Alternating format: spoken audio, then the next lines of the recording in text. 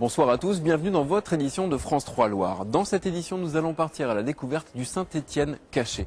Il suffit parfois de pousser des simples portes pour découvrir des cours, des escaliers ou même des traboules secrètes. Mais avant cela, je vous propose de découvrir ce qui a fait l'actualité aujourd'hui dans la Loire. Comment faire face à la crise et créer de l'emploi pérenne dans le secteur culturel? À Saint-Étienne, la réponse trouvée il y a 3 ans s'appelle Culture et Coopération. Une mise en commun de compétences entre 11 associations et entreprises, comme le Fil, le Cinéma Le France ou encore La Fabrique. Culture et Coopération a été reconnu aujourd'hui pôle de coopération économique à l'échelle nationale. On a aujourd'hui imaginé un soutien de la part du gouvernement pour 3 ans à hauteur de 300 000 €.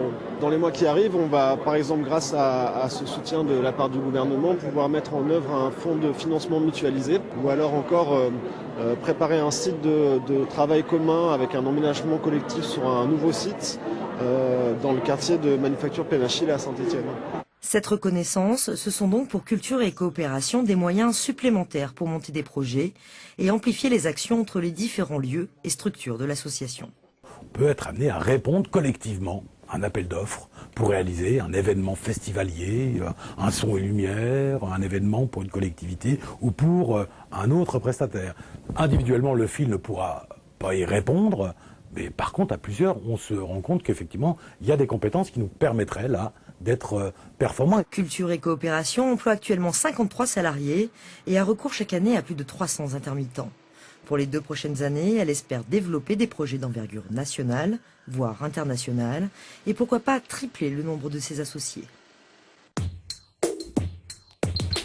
Feu vert pour la reprise d'Ultranova par Magicut. Le tribunal de commerce de Rouen a accepté aujourd'hui l'offre de l'industriel indien. Il sauve ainsi 82 des 110 emplois. Rouen, toujours, les 5 militants CGT continuent leur bataille judiciaire. Alors que le parquet a fait appel de leur relax, ils ont décidé de déposer une demande d'irrecevabilité de l'appel. Ils étaient poursuivis pour avoir refusé de se soumettre à des prélèvements ADN. Nouvelle sanction pour la SSE, 20 000 € d'amende pour jet de projectiles et un gardien suspendu 2 matchs dont un avec sursis. Les faits remontent au dernier derby. Stéphane Ruffier avait bousculé Jean-Michel Aulas dans les vestiaires. Mais la liste des sanctions ne devrait pas s'arrêter là. La commission de discipline de la Ligue ne s'est toujours pas prononcée pour le match contre Nice. Un petit coup de brosse, un dernier ajustement pour 10 000 €.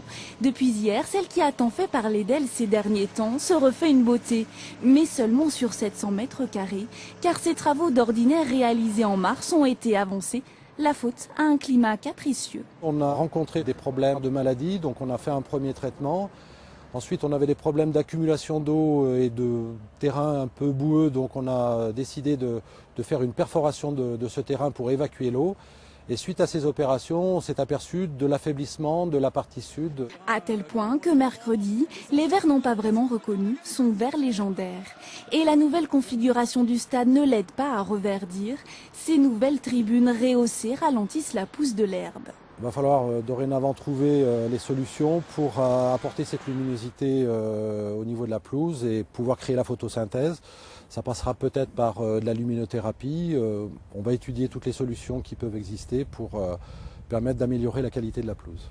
Saint-Étienne Métropole dépense déjà 200 000 € par an à l'entretien de la pelouse, mais elle risque de devoir en consacrer bien plus pour garder son chaudron vert. C'est bon ? Bonsoir à toutes et à tous, c'est l'agenda. Elle a chanté avec Barbara, elle a croisé Pierre Perret, elle a enregistré avec Mouloudji et bien d'autres. Elle, c'est Francesca Solville. Et samedi soir, on fait la fête à Francesca Solville, au Théâtre Libre, à Saint-Étienne. Une soirée ciné-débat vous est proposée samedi soir à Saint-Chamond. C'est l'association Le Grain et la MJC qui organisent la soirée. Et le film projeté, c'est Mandela.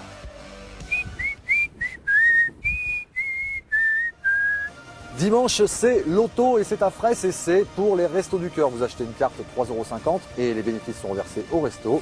Et en plus, vous pouvez gagner sans doute un micro-ondes ou une paire de skis ou un filet garni sûrement.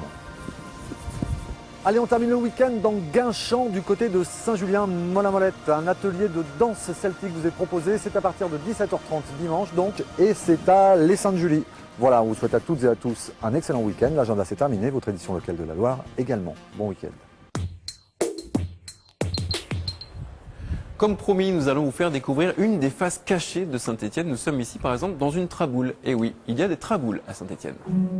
Le problème, c'est qu'on ne les voit pas forcément, ces traboules. Alors elles ont été prises en photo et ces photos ont illustré un livre, Saint-Étienne insolite. Muriel de Citre de Mergis a travaillé 2 ans sur l'ouvrage. Elle raconte l'histoire de ces passages secrets, mais aussi répertorie les cours ou autres escaliers remarquables de la ville. C'est vraiment un des plus beaux escaliers stéphanois que l'on ait ici, donc qui date du milieu du XVIIe siècle et qui se trouve dans un immeuble qui était l'immeuble des Bernoux de Rochetaillé. Donc tout le monde connaît le village de Rochetaillé et donc c'était la même famille qui habitait cet hôtel particulier que l'on a ici. L'escalier des Rochetaillés est entretenu, bien conservé. Ce sont les traboules qui préoccupent cette stéphanoise, prof de droit et d'architecture. Il y en avait 200 à Saint-Étienne, il en resterait environ 70. Tout simplement parce qu'on a démoli un immeuble ancien et on a construit un immeuble moderne. Donc du coup, la traboule a disparu, ou certaines personnes qui ferment des traboules avec des murs carrément. Alors si on pouvait les faire inscrire dans un premier temps au PLU de façon à ce qu'elles soient conservées, et puis dans un deuxième temps, si on pouvait faire comme à Lyon, une convention traboule qui permette de les ouvrir, de les faire connaître au public. Car même les initiés passent parfois à côté de ce patrimoine. J'ai découvert un certain nombre d'endroits qui étaient inconnus du grand public, mais aussi de moi qui connaissais, plutôt je pensais bien connaître Saint-Étienne, et j'ai découvert tous ces endroits-là. Traboule vient du latin transambulare, qui veut dire traverser, passer à travers. Peut-être un jour sera-t-il à nouveau possible de s'égarer dans ces dédales stéphanois. Voilà, c'est tout pour l'actu. Si vous ne savez pas quoi faire ce week-end, Vincent a plein d'idées à vous proposer.